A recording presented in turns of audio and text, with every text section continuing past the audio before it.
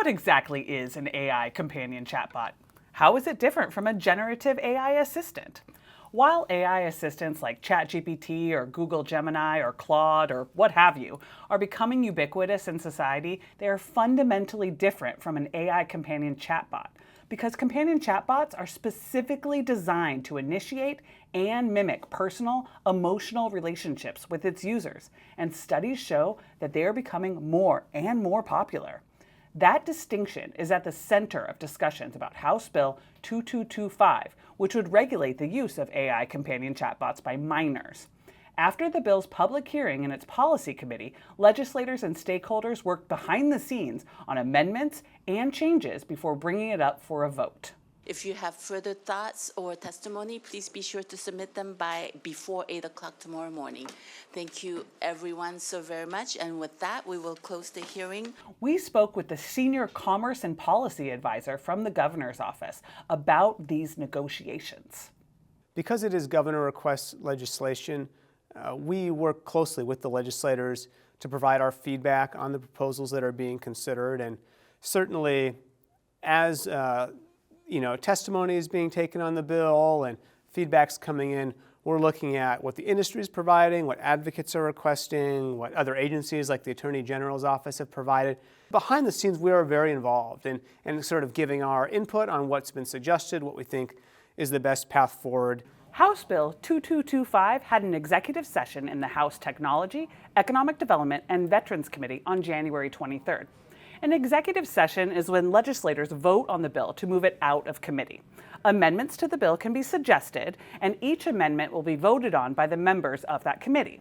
Then the bill, with or without amendments, is voted on. Or sometimes all of the amendments are rolled into a new bill, which will be called a substitute. There are two proposed substitutes in the EBB. The first, H3140.1 by Representative Thomas, makes several changes.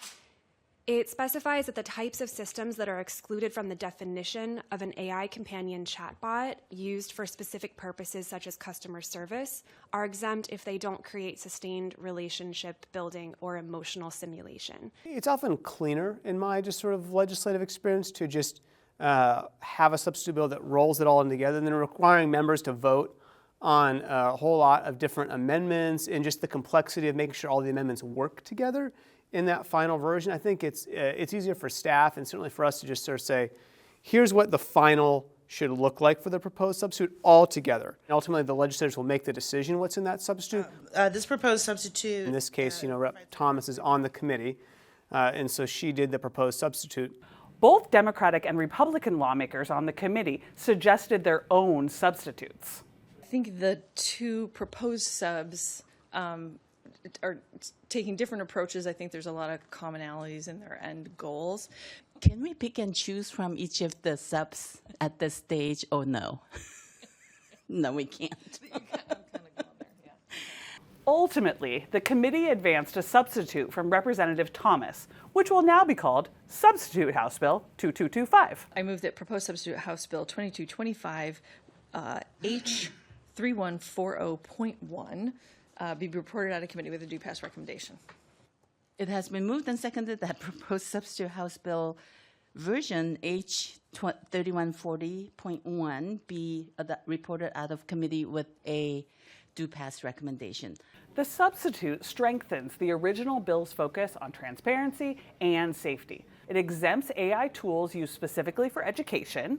It mandates that providers tell the Attorney General's office if there have been mental health concerns or questions. It requires the operator to tell the user every hour that they're talking to a chatbot and not a human. And it prohibits the chatbot operator from mimicking romantic partnership or simulating feelings of emotional distress or loneliness if the user wants to log off. We've worked very closely with the Governor's Office and the Washington State PTA in the development of this substitute. I ask for your support. Representative Barnard, author of the other substitute bill, which was not selected for passage, brought up some of the reasons why the Republicans on the committee might not be voting to move the bill forward, despite supporting the sentiments of the bill.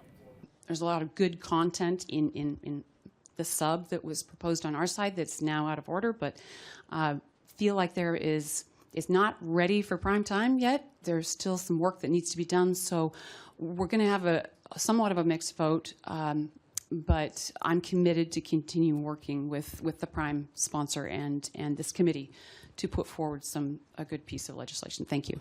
Ultimately, the committee voted the substitute bill out of the policy committee on a vote of 7-3. Staff will announce the vote. Madam Chair, there are 7 ayes, 3 nays, 3 excused. By your vote, substitute House Bill 2225 is reported out of committee with a do pass recommendation. The bill now awaits to be moved to the House floor, where it will be voted on by the 98 members of the House of Representatives. If it passes there, it will move over to the Senate, where it will go through the policy committee in that chamber. If you are passionate one way or the other on this bill, you will have another opportunity to voice your opinion at that public hearing.